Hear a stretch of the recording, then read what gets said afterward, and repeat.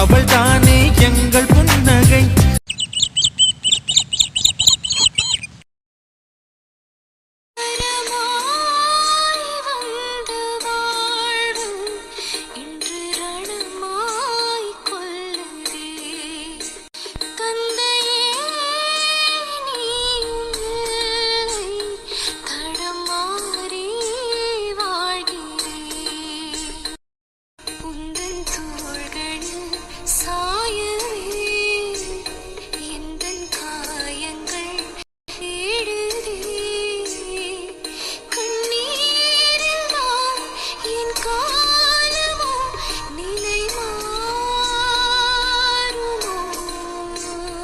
அப்பா என் மேலே எதுவும் கோவமாப்பா? கல்யாணத்துக்கு முன்னாடி அப்படி இப்படி பேசிகிட்டு இருந்தாலே, கல்யாணத்துக்கு அப்புறம் மொத்தமாக மாறிட்டாலேன்னு என் மேலே கோவமாப்பா? எனக்கே தெரியும்ப்பா, கல்யாணம் ஆனதுக்கப்புறம் உங்களை நான் பழைய மாதிரி கண்டுக்கிறது இல்லைன்னு. அப்பா அப்போ உங்ககிட்ட சொன்னேன், எனக்கு இந்த கல்யாணம் விருப்பமே இல்லை, பிடிக்கவே இல்லை, எனக்கு அவரை பிடிக்கலன்னு அக்ரிமெண்ட் மேரேஜ் பண்ணப்பா. ஆனால் அப்பா கல்யாணத்துக்கு அப்புறமும் ஒரு அழகான வாழ்க்கை இருக்குன்னு புரிய வச்சவருப்பா அவரு. அவரோட வாழ்க்கையில அவருக்கு இருந்த பாஸ்ட் அப்படிப்பா. உயிருக்கு உயிரா நேசிச்ச ஒரு பொண்ணு கண்ணு முன்னாடியே இறந்து போறது எவ்வளவு பெரிய கொடுமைப்பா. அதை அவர் அனுபவிச்சாரு. அந்த வழியில இருந்து மீண்டு வர முடியாம வேற வழி இல்லாம இந்த அக்ரிமெண்ட் மேரேஜ் பண்ணிக்கிட்டாரு. ஆனா இப்ப அவர் மனசுலயும் லவ் இருக்கு, என் மனசுலயும் லவ் இருக்குப்பா. வாழ்க்கை எங்க போய் இப்போ இங்க வந்து நிக்கிறேன்ப்பா நானு. பா இது வரைக்கும் உங்ககிட்ட நான் ஏதாவது கேட்டிருக்கேனா? தம்பி தங்கச்சிங்க எல்லாரும் நல்லா இருக்கணுன்றதை தாண்டி வேற எதுவுமே பண்ணதில்லப்பா. எதுவுமே நான் உங்ககிட்ட கேட்டதும் கிடையாது. மறுபடியும் என் வாழ்க்கைக்காக நான் பிச்சை எடுக்கிறேன்ப்பா. பா எனக்கு அவர் வேணும்ப்பா, அவரு கூட நான் வாழணும். நான் நினைச்ச மாதிரி என் வாழ்க்கையை நான் வாழணும்ப்பா. நான் பண்ண தப்ப நான் மறந்துடுறேன். அவரை நான் ஏத்துக்கிறேன்ப்பா. எனக்கு அவரு வேணும், எனக்கு அவரை திருப்பி கொடுங்கப்பா. இன்னைக்கு கோர்ட்ல கேஸ் நடக்க போகுது, என்ன நடக்க போகுது எது நடக்க போகுதுன்னு எனக்கு தெரியல. ஆனா எனக்கு அவரு வேணும்ப்பா. அவர் எனக்கு திருப்பி கொடுத்துருங்கப்பா. எனக்கு யார்கிட்ட போய் கேட்கறதுன்னு தெரியலப்பா. அதப்ப உங்ககிட்ட வந்து கேட்குறேன். எனக்கு நம்பிக்கை இருக்குப்பா, எப்படி இருந்தாலும் நீங்க அவர் எனக்கு கொடுத்துருவீங்க. அந்த நம்பிக்கையில தான் அப்ப போறேன். நீதா மேடம் கிளம்பலாமா? டைம் ஆயிடுச்சு. கேஸ் ஆரம்பிக்கிற 1 மணி நேரத்துக்கு முன்னாடி நம்ம போகணும். ஃபர்ஸ்ட் நம்மளோட கேஸ் தான். போகலாம் மேடம்.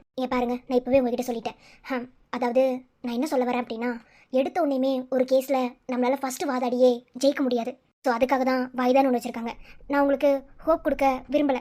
என்ன நான் ஏன் இப்படி பேசுகிறேன்னு இங்கே யாருக்கு புரியுதோ இல்லையோ அனிதா, உங்களுக்கு புரியும். பிகாஸ் போதுமான ஆதாரம் என்கிட்ட கிடையாது, ஆனால் அவங்க ஆதாரம் வச்சுருக்காங்க.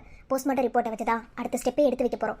ஸோ எல்லா விஷயத்துலையும் எல்லா விதத்துலையும் கரெக்டாக இருக்கணும். ஆனால் இந்த கேஸ் எத்தனை வாய்தா போனாலும் சரி, உண்மையான குற்றவாளியை கண்டுபிடிக்காம நான் ஓய மாட்டேன். அது மட்டும் சத்தியம். தெரியும் மேடம். சரி கிளம்பலாம் வாங்க. அக்கா நீ பயப்படாதக்கா, எனக்கு நம்பிக்கை இருக்குது. மாமாவை நம்ம வெளியே எடுத்துடலாம். நீ அழாதக்கா, கண்டிப்பாக நீ ஆசைப்பட்ட வாழ்க்கைய மாமா கூட வாழுவேன். நான் அதை பாப்பக்கா, கண்டிப்பாக நடக்கும். போலாமா? உனக்கு நான் ஆறுதல் சொல்லணும்டி, ஆனால் நீ எனக்கு ஆறுதல் சொல்கிற. நம்பிக்கையோட தான் இப்போ நம்ம போக போகிறோம். போலாங்க்கா.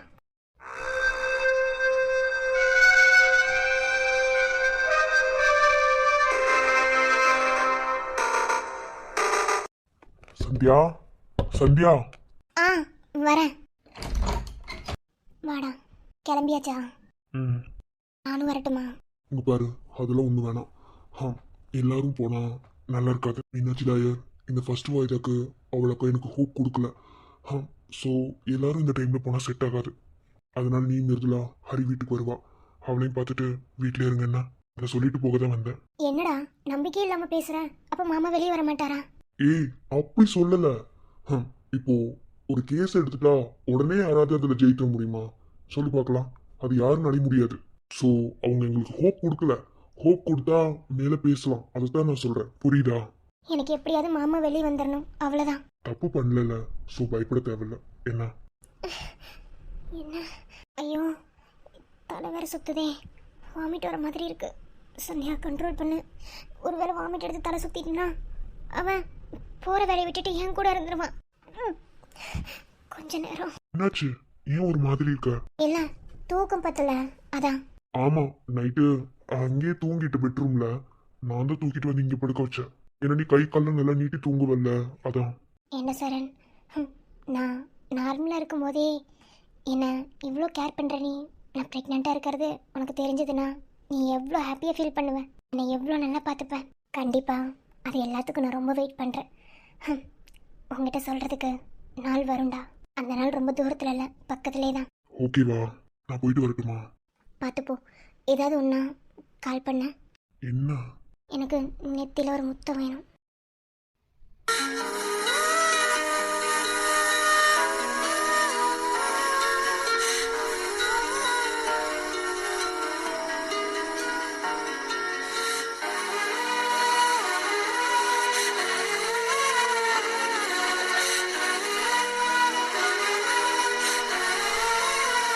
சண்டக்கொடி, உன்னை பத்தி எனக்கு தெரியாதா? என்ன நீ பிரிஞ்சிருந்தாலும் என் நினப்பு உன்னை சுத்தியே தான் இருக்கும். கண்டிப்பா நீ இது ஏதோ ஒரு காரணத்துக்காக தான் நீ இங்க வந்து இருக்கேன்னு எனக்கு நல்லாவே புரியுது. என்னால அதை இப்ப கண்டுபிடிக்க முடியலன்னாலும் எப்ப இருந்தாலும் அந்த உண்மை உங்ககிட்ட இருந்து என்கிட்ட வந்துடும். ஏன்னா என்னை விட நீ தான் என்ன அதிகமா லவ் பண்ற. கொடுக்க மாட்டியா? சின்ன சின்ன கண்ண சேவில் உன்னடிமையாகவா, செல்ல செல்ல முத்தங்களில் உன்னுயிரை வாங்கவா, மெல்ல மெல்ல என்னுயிரில் உன்னுயிரும் அசையுதே, துள்ள துள்ள என் இதயம் நம்முயிரில் நிறையுதே, உன்னை அழியேந்தி ஒரு யுகம் போகவா, தலை முதல் கால் வரை பணிவினை பார்க்கவா. சந்தியா, டைம் ஆகுது, கிளம்பணும். கையை விட. சாரி. போயிட்டு வரேன். நல்லது நடக்கும்ல? Be confident, okay? Sorry Charan, என்னை மன்னிச்சிருடா. ஃபர்ஸ்டெல்லாம் நீ வயிற்றுலலாம் கையே வைக்க மாட்டேன். ஆனால் இப்போது குழந்தை இருக்குன்னு தெரிஞ்சு வைக்கிறியா இல்லை இல்லைன்னு தெரிஞ்சு அந்த இடத்துல கை வைக்கிறியான்னு தெரில. ஆனால் எப்போ நீ வச்சாலும் எனக்கு உடம்பு புல்லரிக்குது. தெரியாமல் நீ வைக்கும் போதே எனக்கு இப்படி கூஸ் பம்ப்ஸ் ஆகுதே. தெரிஞ்சு நீ கை வைக்கும் போது அதோட ஃபீல் எப்படி இருக்கும், அதெல்லாம் நான் உணர்வுபூர்வமாக உணரணும்னு ஆசைப்பட்றேன். கண்டிப்பாக நடக்கும். ஐ லவ் யூடா புருஷன். I am so sorry. சரிம்மா, கிளம்புறேன்னா பார்த்துக்கோ. மீனாட்சி ராயர் பேசுறத பார்த்தா எப்படியும் இந்த தடவை கேஸ் நம்ம பக்கம் வராதுன்னு தான் நினைக்கிறேன். ஃபர்ஸ்ட் வாய்தாலேயே யாருனாலையும் ஜெயிக்க முடியாது. இப்போதான் கோர்ட்டுக்கே கேஸ் வந்திருக்கு. ஸோ பார்ப்போம். இருந்தாலும் கொஞ்சம் பயமா தான் இருக்கு. சரி, ஓகே, பார்த்து பத்திரம். என்ன நடந்தாலும் உடனே ஃபோன் பண்ணி சொல்ல. நான் பார்த்துக்கிறேன். நீ சந்தியா அண்ணியை பார்த்துக்கோ. அவங்களுக்கு ஏதோ உடம்பு சரியில்லைன்னு சொன்னாங்க. அத்தை அப்புறம் அம்மா எல்லாத்தையும் பார்த்துக்கோண்ணா. அத்தை வரேன்னு சொன்னாங்க. வரேன்னு சொன்னாங்களா? ஸோ அவங்க வரேன்னு சொன்னா கண்டிப்பாக அங்கே வந்தால் அழுவாங்களே. டேய், அவங்க கூட்டிட்டு போகாம இருந்தா எப்படிடா? மாமாவுக்கும் வேற எதுவும் தெரியாது. அப்ப அத்தை மட்டும் வராம இருந்தா அத்தை பாவம். மாமாவை காட்டுங்க ப்ளீஸ். சரி, ஓகே. அம்மா ரொம்ப எமோஷ்னலாக வாங்க. அப்பாவுக்கு தெரியாது. அப்பாவுக்கு தெரிஞ்சது அவ்வளோதான். அதெல்லாம் மாமாக்கு ஒன்றும் தெரியாது. நீங்க அத்தையை பார்த்துக்கோங்க என்ன. சரி சரி, நான் போயிட்டு வரேன். என்ன எதாக இருந்தாலும் கால் பண்ணி சொல்கிறேன். அப்புறம் நேற்று எமோஷ்னலில் பொண்ணுங்களை பற்றி பேசும்போது எனக்கு என்ன சொல்கிறதுனே தெரியல. அதுதான் மகேஷ் உண்மை. இங்க யாரா அவங்களுக்கு பிடிச்ச மாதிரி வாழ்க்கையை வாழ்றாங்கன்னு சொல்லி பார்க்கலாம். இதோ இப்போ திருப்பூர்ல ரிதன்யான ஒரு பொண்ணு வரதட்சணை கொடுமைக்காக சூசைட் பண்ணி இறந்துக்குச்சு. அதை பத்தி அப்போதைக்கு ஊன்னு பேசிட்டு இருந்தாங்க. இப்போ ஒண்ணுமே பண்ணல, அவ்வளோதான். அப்படி எடுத்து மூடிட்டாங்க. இதே மாதிரிதான் ஒவ்வொரு பொண்ணும் வாழ்க்கையில வெளியே சொல்ல முடியாம கஷ்டப்பட்டுட்டு இருக்காங்க. இப்போ இந்த ரிதன்யா தனக்கு ஒரு குழந்தை கிடையாது. கல்யாணம் ஆன 78 நாள்லயே இறந்து போயிட்டாங்க. ஆனா குழந்தைய வச்சுக்கிட்டு இதே மாதிரி வரதட்சணை கொடுமை பண்ணிட்டு இருக்க அந்த கொடுமையெல்லாம் அனுபவிச்சுட்டு இருக்க பொண்ணுங்கெல்லாம் நினைச்சு பாரு. ரிதன்யா மட்டும்தான் இறந்து போனாங்களா? அடுத்தடுத்து எத்தனை பொண்ணுங்க இறந்து போனாங்க. இதெல்லாம் யாருனாலையும் தட்டி கேட்க முடியாது. ஏன்னா பொண்ணுங்க வாங்கிட்டு வந்த வரோம் அப்படி. என்னமோ பொண்ணுங்களுக்கு மட்டும் இப்படி நடந்துகிட்டே இருக்கு. சரி விடு, எமோஷ்னல் ஆகாத. எது நடக்கணுமோ அது நடந்துக்கிட்டே தான் இருக்கும். இனிமேலும் அந்த மாதிரி எந்த தப்பு வராம நம்ம பார்த்துக்கலாம். நம்ம வீட்டு பொண்ணுக்கு நம்ம தான் நல்லது எது கெட்டது எதுன்னு பார்க்கணும். நிஜமாவே உங்க குடும்பம் எவ்வளவு ஜெம் தெரியுமா? ஏன்னா இப்போ நடந்த பிரச்சனைக்கு அத்தை இடத்துல வேற யாராவது இருந்திருந்தா எல்லாமே உன் குடும்பத்தினால தான், உன் பொண்ணுங்கனால தான் சொல்லி சண்டைக்கு வந்திருப்பாங்க. ஆனா அப்படி எதுவுமே பேசாம அத்தை ரொம்ப சாஃப்டா டீல் பண்றாங்க. அதனால தான் உங்க ஃபேமிலி எங்களுக்கு ரொம்ப பிடிச்சிருக்கு. உன்னையும் கூட எனக்கு ரொம்ப பிடிக்க காரணமே அதுதான். எந்த ஒரு சூழ்நிலையா இருந்தாலும் அதை ஈஸியா கடந்து வர்ற பத்தியா அந்த ஒரு பக்குவம், பொறுமையான பக்குவம். சரி, நீ ரொம்ப ஒன்றும் பேச தேவையில்லைன்னா அப்படியே புகழ்ந்துட்டே இருப்பா. சரி, நான் போயிட்டு வரேன். பார்த்துக்கோ அவங்கள. ம் ஃபீல் பண்ணாதடி. சரி ஓகே, நான் பார்த்துக்கிறேன். நீ கிளம்பு. அப்புறம் அந்த மாதவ ஃப்ரெண்டு விசாரிக்கணும்னு சொன்னீங்களே, அதை நானும் சந்தியாவும் பார்த்துக்குறோம். நீங்கள் கோர்ட்டில் என்ன ஏதுன்னு பாருங்க, ஓகேவா? இங்கே பாரு, விசாரிக்கிறது பெருசு கிடையாது. ரொம்ப கேர்ஃபுல்லாக விசாரிக்கணும். உண்மையை எப்படி போட்டு வாங்கணும்னு உனக்கு நான் சொல்லி கொடுத்துருக்கேன். அப்படி தான் பண்ணணும். நான் பார்த்துக்கிறேன், நீ போ. ம், சரிம்மா, வரட்டுமா? ஆ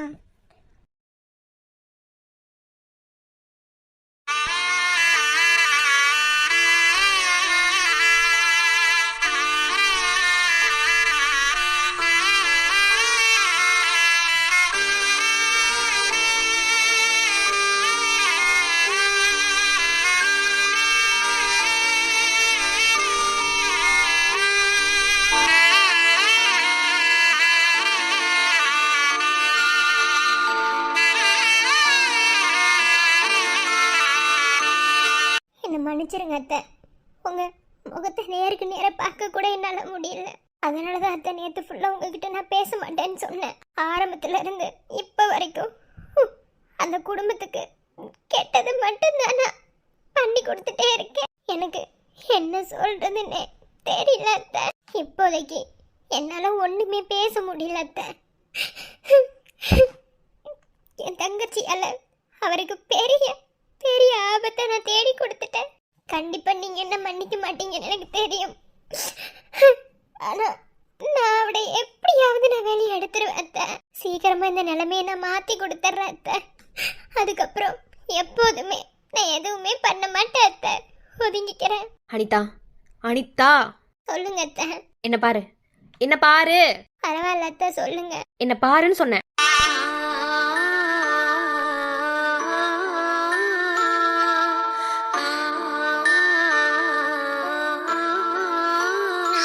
இங்க பாரு, நீ என்ன எப்படி நினைச்சேன்னு எனக்கு தெரியல. ஏன்னா இப்ப வரைக்கும் எப்படி நினைச்சிட்டு இருக்கேன்னு கூட எனக்கு தெரியல.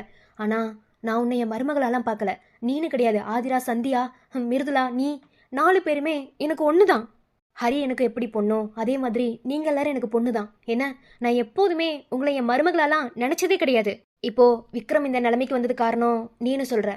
ஒருவேளை உன் தங்கச்சி அவங்கிட்ட அசிங்கப்பட்டு அவமானப்பட்டு வாழ்க்கையை தொலைச்சிருந்தாருனா நீ என்ன பண்ணியிருப்ப? ஆ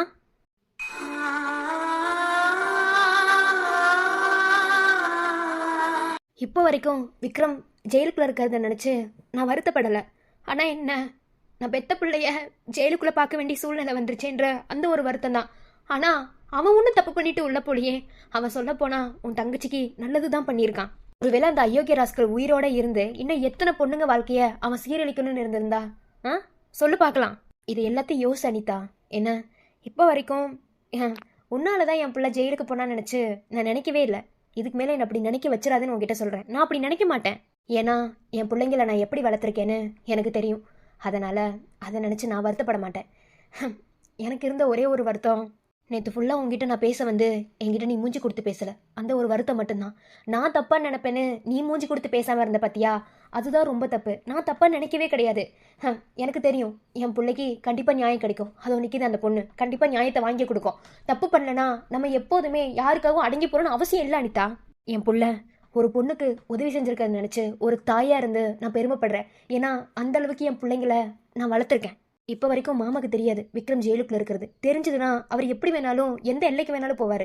ஆனால் அவருக்கும் இவங்களால தான் என் பிள்ளை ஜெயிலுக்கு போயிட்டானுன்ற எண்ணம் மனசில் வராது. அதனால் நாம தான் தப்பு பண்ணிட்டோம், நாம தான் இதுக்கு காரணம் அப்படின்னு நினச்சி வருத்தப்படுறத முதல்ல நிறுத்து.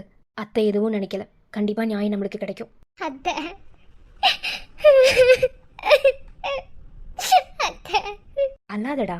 அத்தை மன்னிச்சிருங்க அத்தை. மன்னிப்பெல்லாம் கேட்கக்கூடாது. எதுக்கு இது? அதெல்லாம் ஒன்றும் இல்லை. நீ அமைதியாரு. என்ன ஏம்மா மீனாட்சி, நல்லபடியா? அம்மா நிஜமாவே உங்களை நினச்சா எனக்கு ரொம்ப பெருமையாக இருக்குது. என்ன நீங்கள் கவலைப்படாதீங்க. இந்த வாய்தால என்னால் வாதாடி ஜெயிக்க முடியுமான்னு எனக்கு தெரியல. ஆனால் கண்டிப்பாக உண்மையான குற்றவாளியை நான் கண்டுபிடிப்போமா. யாருக்காக இல்லைனாலும் இப்படி ஒரு பிள்ளைய பெற்ற புண்ணியவாதிக்காவது கண்டிப்பாக உண்மையான குற்றவாளியை நான் கண்டுபிடிக்கிறேன். ரொம்ப நன்றிம்மா. நிஜமாவே அந்த பொண்ணு அடித்தவன் நினைச்சா ரொம்ப கொடுமையா தான் இருக்கு. நான் தான் தப்பு பண்ணிட்டேன்னு தோணுதுடா. அண்ணா இங்க யாரும் எதுலையும் தப்பு பண்ணலண்ணா. நீங்க அமைதியா இருங்க. அவங்கவுங்க மேல பழி தூக்கி போட்டுக்காதீங்க. ஒன்றும் இல்லை. டேய் அண்ணன்டா. அனிதா, விக்ரம்.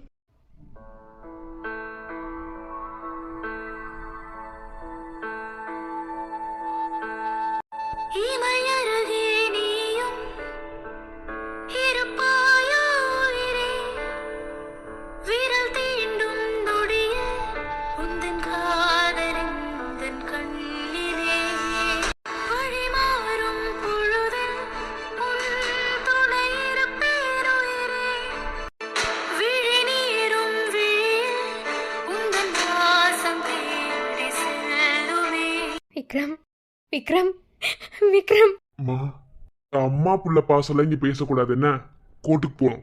நடை கட்டுங்க மேடம். கூட்டிட்டு வாங்க. சார், நானும் பார்த்துட்டே இருக்கேன். என்ன இல்லை எனக்கு ஒன்றும் புரியல. நார்மலாக ஒருத்தர் அரெஸ்ட் பண்ணால் கூட இந்த அளவுக்கு அவங்க ரியாக்ட் பண்ணுவா எந்த அவசியமும் கிடையாது. என்ன நீங்கள் ரொம்ப ஓவரா பண்ணிட்டு இருக்கீங்க. மேடம் உங்க டியூட்டி கோர்ட்ல வாதாடுறதோட இருக்கிறதுன்னு நினைக்கிறேன். அதை தாண்டி நீங்க ரொம்ப ஓவரா அட்வான்டேஜ் எடுத்துக்கிற மாதிரி இருக்கு. சார் அப்பெல்லாம் ஒன்றும் கிடையாது சார். இப்பவே சொல்லிட்டு என்னதான் நீங்க போலீஸ்காரா இருங்க. நீங்களும் ஒரு மனுஷன் தானே, அவரும் ஒரு மனுஷன் தானே. ஸோ அவர் கொஞ்சமாவது ஒரு மனுஷன் மாதிரி நடத்துங்க. Excuse me. அவர் கேட்டதில் எந்த தப்பும் கிடையாது. என்ன சரி, ஓகே. எப்படி இருந்தாலும் உண்மையான குற்றவாளி கண்டுபிடிச்சதுக்கு அப்புறம் இருக்கு மொத்தமாக சேர்த்து வைப்போம். சரி சரி அப்ப பார்க்கலாம். ஒரு குற்றவாளியை கூண்டுல தான் கொண்டு போய் நிறுத்தணும். இங்க எனக்குள்ள நீ பேச வச்சுட்டு இருக்க பாத்தீங்களா, என்ன சொல்லணும். போங்க போய் அந்த வேலையை செய்யுங்க. சரிங்க மேடம். வாங்க மேடம். சார் வாங்க சார். காதல் வாழும் இதயத்தில் நாளும் மனதினில் நீ மட்டும் நின்றாயே, உந்தன் நினைவும் உந்தன் கனவும் சேரும் நேரம் ஸ்வர்கமே. விக்ரம், உன்னை இப்படி ஒரு நிலைமையில பாப்பேன்னு கொண்டவளை கூட நினைக்கலடா. மா அல்லாதீங்கம்மா. அதெல்லாம் ஒன்றும் இல்லை. அமைதியா இருங்க. நீங்க எதையும் அனிதா ஃபேமிலியில கேட்டு சண்டை போடாதீங்கம்மா. டேய், நான் அப்படி பண்ணுவேனா? நான் அப்படிலாம் பண்ணலடா. ஆனா அம்மாவுக்கு ஒன்று அப்படி பார்க்க ரொம்ப கஷ்டமா இருக்கு. பாத்துக்கலாமா, விடுங்க.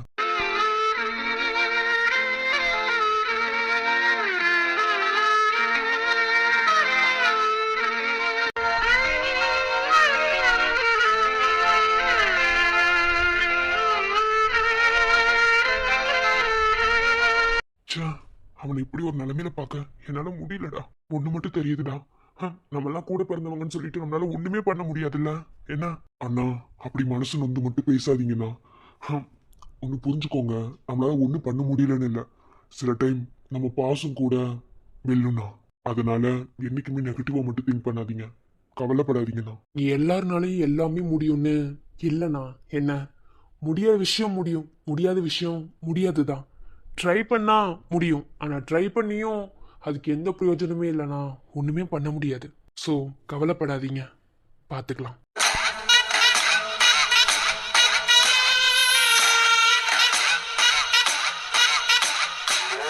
எனக்கு ஒரு டவுட், அதை கிளியர் பண்ணுவீங்களா? என்னடா? இல்ல, நான் பாக்குற நேரம்லாம் எருமச்சாரிய மூஞ்சில் அடிச்ச மாதிரியே நிக்கிறீங்களே. நிஜமாவே இப்படியே இருக்கணும்னு சொல்லிட்டு எருமச்சாணியை காசு போட்டு வாங்கி அடிச்சுக்கிட்டு இருக்கீங்களா? அடங்கு பிரதீபா. என்ன ஒரு பொண்ணுக்கு இவ்ளோ வாய் திமிர ஆகாது. என்ன நான் கூட உன்னை என்னமோ நினைச்சேன், ஆனா கடைசியில நீ இப்படி பண்ணுவேன்னு ஐ டோன்ட் எக்ஸ்பெக்ட். நீ பேசு விஜய், பேசு பேசு. பேசதானே செய்வ, பேசிதானே ஆகணும். பேசு. வாயின்னு இருந்து எல்லாரும் பேசதான் செய்வாங்க, பின்ன என்ன பண்ணுவாங்க? அப்படி இல்லடா தம்பி, வாயுள்ள பிள்ளை பிழைத்து கொள்னு சொல்லுவாங்க, அந்த மாதிரி. அப்படி இல்லனா வாயில சனி பகவான் நடனம் ஆடிட்டு இருப்பாருனா. என்னடா அனந்தமிங்களா சேர்ந்துட்டு கலாய்க்கிறீங்களா? பார்க்கலாம். உங்களால இப்ப மட்டும் தான் கலாய்க்க முடியும். உங்க அண்ணன் இன்னும் கொஞ்ச நேரத்துல மொத்தமாவே ஜெயிலுக்கு போக போறான். என் தம்பியை கொண்ட பாவம் உங்க குடும்பத்தை சும்மாவே விடாதுடா. என் தம்பி ஆத்மா சாந்தியே அடையாது, அடையும் விட மாட்டேன். அடைய விடாம உங்க எல்லாத்தையும் என்ன பண்றேன்னு பாருங்கடா. ஏய் நிறுத்தி. நானும் கொஞ்சம் பொறுமையா போகணும்னு பார்த்துட்டு இருந்தா ரொம்ப தான் ஓவரா பண்ணிட்டு இருக்க. உன் கூட எல்லாம் ஃப்ரெண்ட்ஷிப் வச்சு பழகலாம் பத்தியா? என் புத்திய செருப்பாலே அடிக்கணும். அடிச்சுக்கோ, யாரு வேணும்னு சொன்னா? எல்லாம் பேசுது, பாசம் பேசுது. பேசு விஜய், பேசு. நீ பேச வேண்டிய இடத்துல இருக்க, அத நான் கேட்க வேண்டிய இடத்துல இருக்கேன். எல்லாம் இன்னும் கொஞ்ச நேரம் தான்டா. உங்க எல்லாத்தையும் மொத்தமா ஆட்டி படிக்கிற பிரதிபா. எப்படி கிரைண்டர்ல போட்டு ஆட்டுவீங்களா?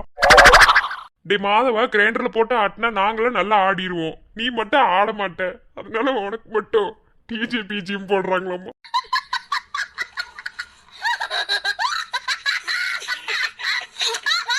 டே இல்லடா, நாளா சாவு குத்து போட்டாதான் ஆடு. டே மாதவ கொஞ்ச நேரம் மூடிட்டு இருந்தேன். ஏமா உங்களுக்கு என்னதான் பிரச்சனை? பேசுங்கடா பேசுங்க. பார்க்கத்தானே போறேன். எங்க முதல்ல டைலாக்க மாத்துங்க. எங்க நீங்க தேஞ்சு போன ரெக்கார்டு இந்த டைலாக்கே பேசிட்டு இருக்கீங்க. போங்க போய் வேலையை பாருங்க போங்க. இடியட்டுங்களா. விஜய், என்னைக்கு நீ என்ன தூக்கி எறிஞ்சியோ அன்னைக்கு நீ எல்லாத்தையும் உன் வாழ்க்கையில இழந்துட்டேன்னு நினைச்சுக்கோ. இங்க பாருமா, வேஸ்டான குப்பையில தான் போடணும். என்ன சும்மா உள்ள வச்சிட்டு இருந்தா அழுக்கு சேர்ந்துராதா? போமா போய் வேலையை பாரு போ. டேய், என்ன நீ ரொம்ப ஓவரா பேசிட்டு இருக்க? உனக்கு மட்டும் தான் வாய் இருக்கா? நான் பேச ஆரம்பிச்சிருச்சுக்கு நீ தாங்கவே மாட்டே.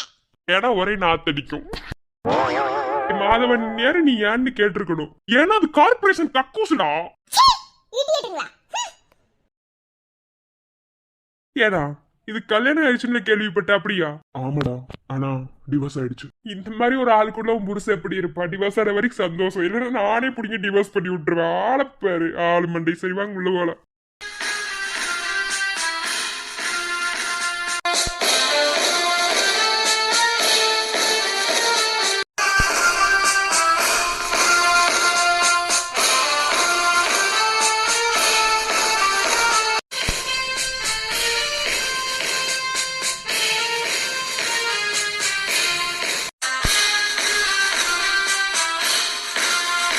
அனைவருக்கும் வணக்கம். அனைவருக்கும் இனிய காலை வணக்கம்.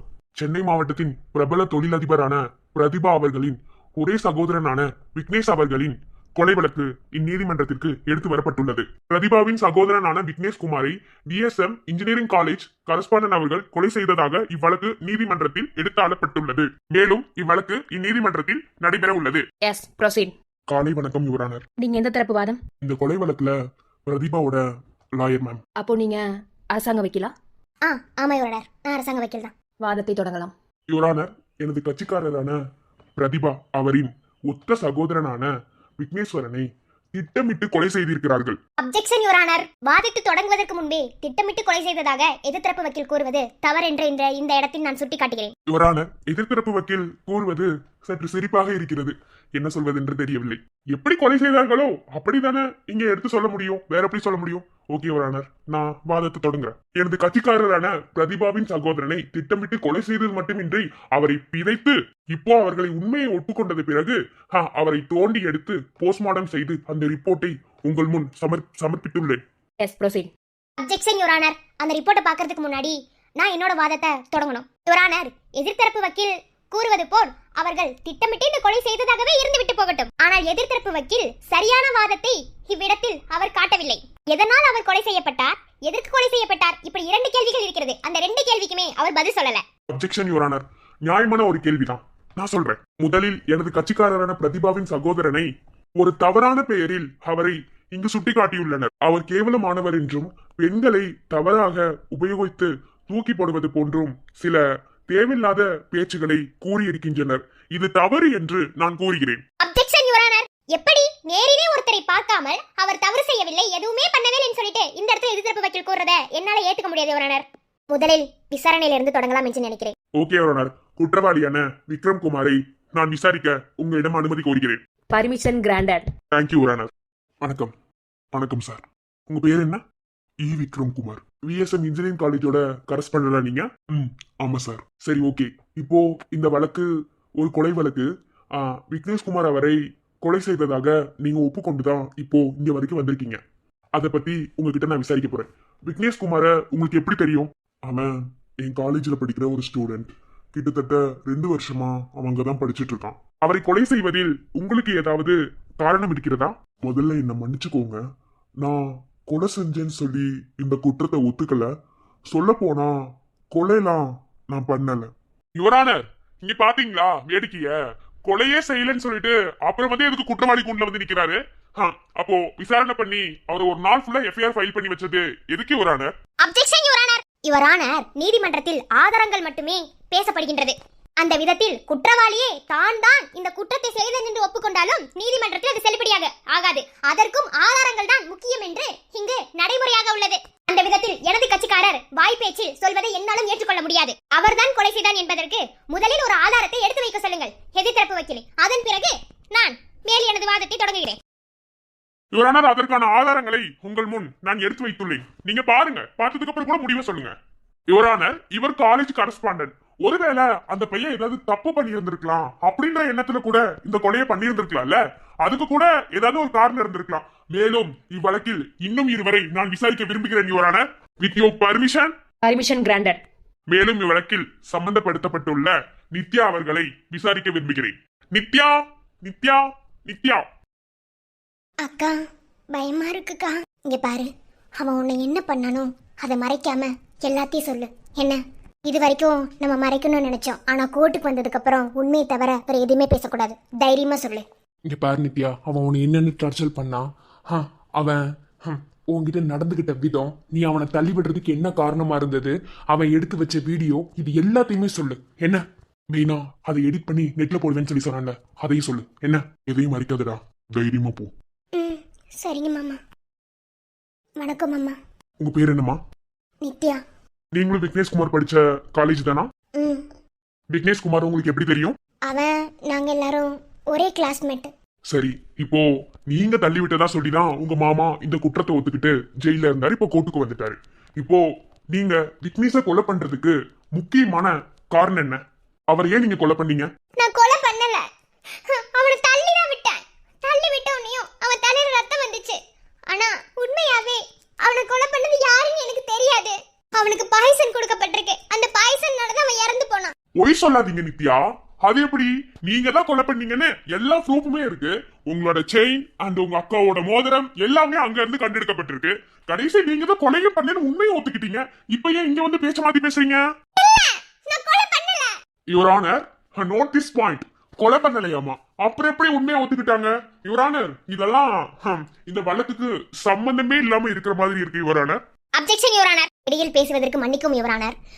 எதிர்த்தரப்பு வக்கீல் ஏன் அவர் இப்படி கேள்வி கேட்கிறார்? எங்க இருந்து தொடங்கி எங்க இருந்து முடியுதுன்னு தெரியாம கேள்வி கேட்காம சம்பந்தமே இல்லாம கேள்வி கேட்டுட்டு இருக்காரு. முதல்ல விக்னேஷ்க்கு இந்த பொண்ணுக்கு என்ன பிரச்சனைன்னு முதல்ல கேட்க சொல்லுங்க யுவர் ஆனர். ஒருவேளை அப்படி விசாரிக்க முடியலன்னா நான் வேணா விசாரிக்கிறேன். Silent. Sorry your honour. Yes proceed. சரி விடுங்க. இப்போ நான் கொலை பண்ணலன்னு நீங்க சொல்றீங்க. சரி விடுங்க, உங்களோட இதுல நான் வர்றேன். என்ன, ஆனா அவரை தள்ளி விட்டேன்னு சொல்லி சொன்னீங்கல்ல, அதுக்கு என்ன காரணம்? பாருங்க, நீங்க நினைக்கிற மாதிரிலாம் அந்த விக்னேஷ் அவ்வளவு நல்லவன் கிடையாது. அவன் ரொம்ப கேவலமானவன். அவன் என்ன யூஸ் பண்ணணும்னு நினைச்சான். முதல்ல என்ன போட்டோ எடுத்து வச்சு அதை தப்பா எடிட் பண்ணி நெட்ல போடணும்னு என்ன மிரட்டினான். அதுக்கப்புறம் என்ன தப்பாவே வீடியோ எடுத்து வச்சு அவன் ஆசைக்கு நான் இறங்கி வரலன்னா இதை நெட்ல போட்டுருவேன்னு என்ன மிரட்டினான். எவ்வளவோ அவன்கிட்ட நான் பேசி பார்த்தேன். ஆனா எதுக்குமே அவன் இறங்குற மாதிரி எனக்கு தெரியல. கடைசியா அவன் சொன்ன மாதிரி நான் இறங்கி போனேன். ஆனா கடைசியில என் மனசாட்சி எனக்கு கொன்னுடுச்சு. அதனாலதான் கோவத்துல அவனை தள்ளி விட்டேன்.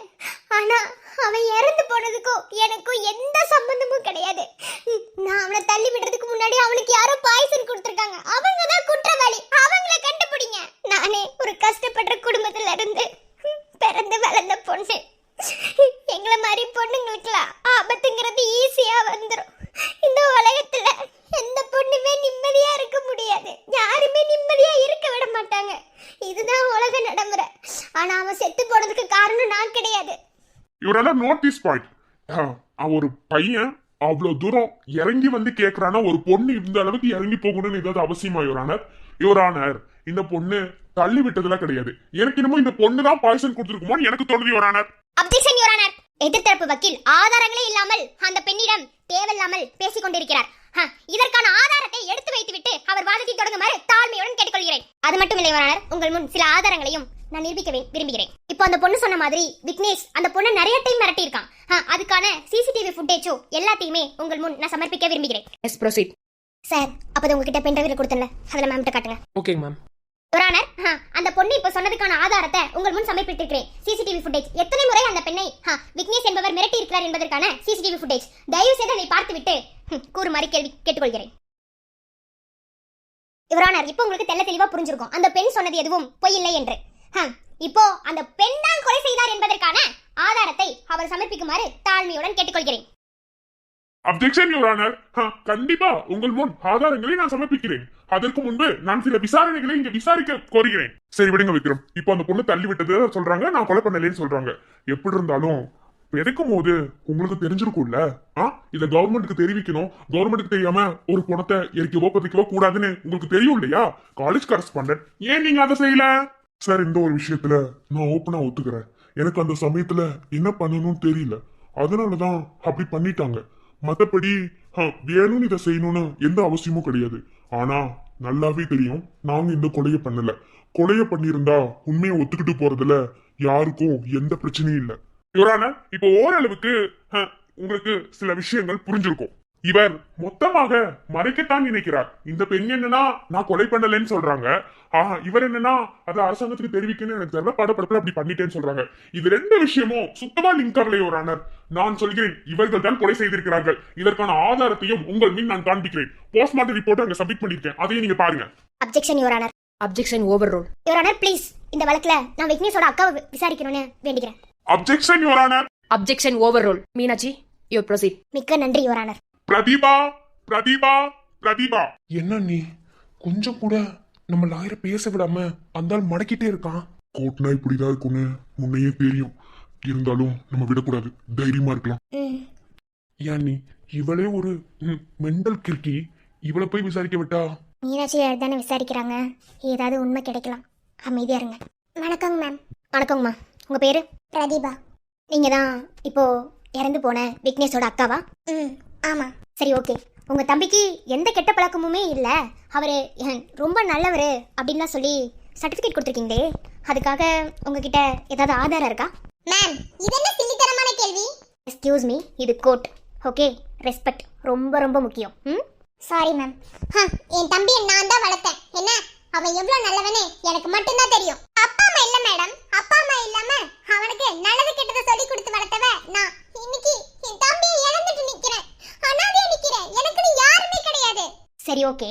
நல்லது கெட்டதெல்லாம் சொல்லி கொடுத்து வளர்த்தேன்னு சொன்னீங்க, அப்புறம் எப்படி சம்பந்தமே இல்லாம ஒரு பொண்ணு கிட்ட போய் மிஸ்பிஹேவியர் பண்ணிருக்காரு? அப்போ உங்க வளர்ப்புல தப்பா? அப்படி நான் குற்றம் சொல்லலாமா?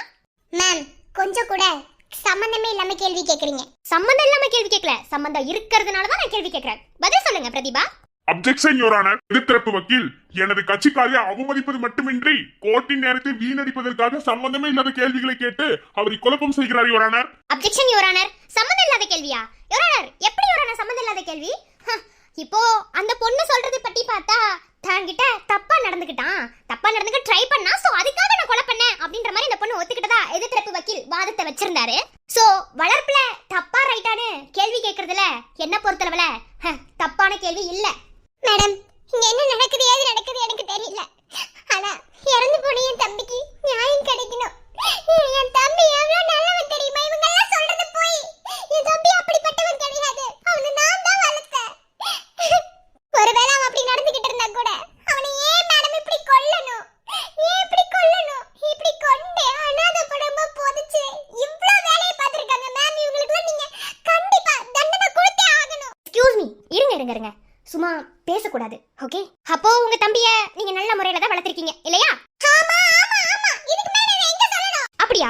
நீங்க உங்க தம்பிய அப்படி வளர்க்கலன்னு ப்ரூவ் பண்றதுக்காக நான் சில ஆதாரங்களை கோர்ட்ல ஒப்படைக்க வேண்டியது வரும். என்ன சொல்றீங்க? Objection your honour. எதிர்த்தரப்பு வக்கீல் கோர்ட்டின் நேரத்தை வீணடிக்கிறார். இது தேவையில்லாத பேச்சு your honour. Objection over rule. Sorry your honour. இப்போ நான் அந்த ஆதாரத்தை ஒப்படைச்சிட்டேனா உங்க தம்பி நீங்க எப்படி வளர்த்திருக்கீங்கன்னு உங்களுக்கு தெளிவா படம் போட்டு காமிச்சிடலாம். நிறுத்துங்க. அதெல்லாம் கிடையாது. என் தம்பி அந்த நித்யாவை லவ் பண்ணிருக்கான். லவ் பண்ணி அவ கூட வாழணும்னு ஆசைப்பட்டதா அவ அப்படி ஏதாவது பண்ணிருந்திருக்கணும். அதுக்காக தான் அவ கொன்றிருப்பா. எதுவும் புரியாம தப்பு பேசாதீங்க. Notice point your honour. இதுக்கு முன்னாடி வரைக்கும் தன்னோட தம்பிய நல்ல முறையில வளர்த்திருக்கேன்னு சொன்ன பிரதீபா, இப்போ நான் ஒரு மிரட்டல் கொடுத்ததுனால தன்னோட தம்பி நித்யாவை காதலிப்பதாக சொல்லி அவரிடம் நெருக்கமாக நெருங்க முயற்சி செய்ததாகவும் அதனால் நித்யா அவரை கொலை செய்ததாகவும் கூறியுள்ளார். இதற்கு உங்கள் பதில் என்ன எதிர்த்தரப்பு வக்கீல்? இருக்கலாம். அப்படி கூட இங்க நிறைய கொலை நடந்துட்டு தானே இருக்கு. நம்ம பார்க்காத இதுவா? சொல்லுங்க யுவரானர், எவ்வளவோ கொலை வழக்கு போயிட்டு தான் இருக்கு. ஒருவேளை விக்னேஷ் உண்மையாக காதலித்த அந்த பெண் உண்மையாக காதலிக்காமல் இருந்து அப்படி கூட தவறாக நினைத்து நெருங்கி கொண்டிருக்கலாம். அது காதல் மூலம் வந்த ஒரு ஆசைன்னு கூட சொல்லலாம். அதுக்காக அந்த பெண் கொலை செய்திருவாரா? இதற்கான பதில் என்ன? Objection your honour. என்னால எதிர்த்தரப்பு வக்கீலோட வாதத்தை ஏத்துக்க முடியல. யுவர் ஆனர், என் தம்பிக்கு ஏதாவது ஒரு நியாயத்தை வாங்கி கொடுங்க. சைலன்ஸ். நீங்க என்ன சொல்ல விரும்புறீங்க? சொல்லுங்க. யுவரானர், இந்த கொலையை அந்த பெண் தான் செய்திருக்கிறார். இதற்கு எல்லா முறையிலும் ஆதாரங்கள் திரட்டப்பட்டு உங்கள் முன் சமர்ப்பித்திருக்கிறேன். ஒவ்வொன்றாக பாருங்கள். மேலும் இவ்வழக்குக்கு முக்கியமான ஆதாரமே போஸ்ட்மார்ட்டம் ரிப்போர்ட் தான். அதில் கூட அப்பெண் தான் கொலை செய்திருக்கிறார் என்று தெல்ல தெளிவாக உள்ளது யுவரானர், தெல்ல தெளிவாக உள்ளது. அவர்கள் கூறியது போல் அவர் பாய்சன் கொடுத்தெல்லாம் இறக்கவில்லை. அவரை அப்பெண் திட்டமிட்டு தள்ளிவிட்டு கொலை செய்ததாக தான் போஸ்ட்மார்ட்டம் ரிப்போர்ட்ல இருக்கு. அங்க இருக்கிற சிசிடிவி ஃபுட்டேஜ் எல்லாத்தையும் பார்க்கும்போது எங்களுக்கு அப்படிதான் தெரியுது. அது மட்டும் இல்லை யுவரானர், இச்சம்பவம் நடக்கும் அந்த இடத்தில் அந்த ரூம்ல மட்டும் பர்டிகுலரா சிசிடிவி ஃபுட்டேஜ் ஆஃப்ல இருக்கு. அது மட்டும் கிடையாது, இவங்க புதைக்க போன அந்த இடத்துலயுமே சிசிடிவி ஃபுட்டேஜ் ஆஃப் ஆயிருந்திருக்கு. இதுக்கெல்லாம் என்ன யுவரானர், இல்ல இதுக்கெல்லாம் என்ன பதில் கிடைக்கும்? எனது வாதத்தை நான் முடித்துக் கொள்கிறேன். அப்பெண் தான் கொலையாளி. இதற்கு நீங்க என்ன தீர்ப்பு வழங்கணுமோ வழங்குங்க யுவரானர். போஸ்ட்மார்ட்டம் ரிப்போர்ட்டை பாருங்க. பார்த்துட்டு அதுக்கப்புறம் உங்க முடிவை சொல்லுங்க. அக்கா, என்னக்கா? இங்க பாரு, இப்போதைக்கு நம்ம கிட்ட போதுமான ஆதாரம் எதுவும் கிடையாது. கோர்ட்டு பொறுத்தளவில் ஆதாரம் மட்டும்தான் செல்லுபடி ஆகும்னு மீனாட்சி லாயர் சொன்னாங்க. எனக்கு தெரியும் ஃபர்ஸ்ட் வாய்தா இப்படி தான் நடக்கணும். அக்கா, ஏக்கா அப்படி பண்றாங்க? அக்கா, கொலையே பண்ணலையேக்கா, ஏக்கா கொலை பண்ணேன்னு சொல்றாங்க. அக்கா, என்னால இந்த குற்றத்தை ஏத்துக்க முடியாதுக்கா. ஏய் எமோஷனல் ஆகாத. கோர்ட்ல அப்படித்தான் நீதியா இருக்கும். ஆதாரங்கள் மட்டும்தான் இங்க செல்லுபடி ஆகும். மீனாட்சி, நீங்க ஏதாவது பேசுறதுக்கு இருக்கா? சாரி யுவரானர், பேசுறதுக்கு ஒன்றும் கிடையாது யுவரானர். ஆனா எனக்கு கொஞ்சம் அவகாசம் கொடுக்கணும்னு நான் கேட்டுக்கிறேன். ஏன்னா இந்த வழக்குல எனக்கு இன்னும் நிறைய பேர் மேல சந்தேகம் இருக்கு. அவங்க கிட்டலாம் நான் விசாரணை பண்ணணும். ஆகையால் எனக்கு வாய்தா கொடுக்குமாறு தங்களை தாழ்மையுடன் கேட்டுக்கொள்கிறேன். Objection Your Honour. Objection over rule. ஆஜர் ஆஜர் ஆஜர். விக்னேஷ் கொலை வழக்கில் ஆதாரங்கள் எதுவும் சரிவர இந்நீதிமன்றத்தில் சமர்ப்பிக்கப்படவில்லை. மேலும் விக்னேஷின் உடற்கூறு ஆய்வு ரிப்போர்ட்டின் படி சில சந்தேகங்களும் எழும்பியுள்ளது. ஆகையால் ஆதாரங்கள் சரியாக சமர்ப்பிக்கப்படும் வரை இந்த வழக்கை நான் ஒத்தி வைக்கிறேன். Objection over rule. சைலண்ட். மேலும் இவ்வழக்கிற்கு போதுமான ஆதாரங்களும் போஸ்ட்மார்ட்டம் ரிப்போர்ட்டின் சரியான விளக்கங்களுடன் இந்நீதிமன்றத்தில் சமர்ப்பிக்கப்படும் வரை இவ்வழக்கு நீதிமன்றத்தில் செயல்படாது. மேலும் இவ்வழக்கிற்கு அதிகமான நேரமும் எடுத்துக்கொள்ளக் கூடாது என்றும் இவ்வழக்கை வருகிற 27/7/2025 அன்று இவ்வழக்கை ஒத்தி வைக்கிறேன். ஆதாரங்களை சமர்ப்பித்த பின்னரே இவ்வழக்கு இந்நீதிமன்றத்துக்கு எடுத்து வரப்படும். மேலும் இவ்வழக்கு ஒத்திவைக்கப்பட்ட தேதி வரை குற்றவாளியாக ஒப்புக்கொண்ட விக்ரம்குமாரை போலீஸ் கஸ்டடியில் வைக்குமாறும் சனி ஞாயிறு 2 நாட்கள் விடுமுறை தினமாக இருப்பதால் ஜாமீன் வழங்கவும் கூடாது என்றும் இக்கோர்ட்டு தீர்ப்பளிக்கிறது. நன்றி யுவரானர். நன்றி. மறைந்ததே என் சிறு கனவுகள், அது மீண்டும் கிடைக்குமா? சிதைந்ததே கோடி ஆசைகள், அது இனி பிழைக்குமா? நீ இன்றி வாழுமோ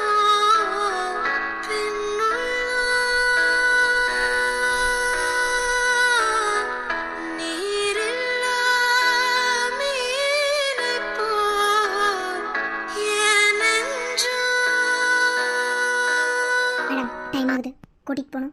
இல்லை வேணாம், என்னையும் கூட்டிட்டு போங்க, நானும் வரேன். மேடம், உங்க வழி புரியுது. ஆனா இப்போ கூட்டிட்டு போகணும், இல்லைனா எனக்கு மேலதிகாரி இதை சொல்லுவாரு. 2 நாள் தானே, நான் பாத்துக்கிறேன். இல்லை, நானும் வரேன். சொன்னா கேளு, போ. அண்ணி வாங்க அண்ணி. இல்லை இல்லை, நானும் வரேன். கூட்டிட்டு போடா. அண்ணி அண்ணி 2 நாள் தான், நம்ம நல்லபடியா ஜெயிச்சிடலாம் வாங்க. இல்லை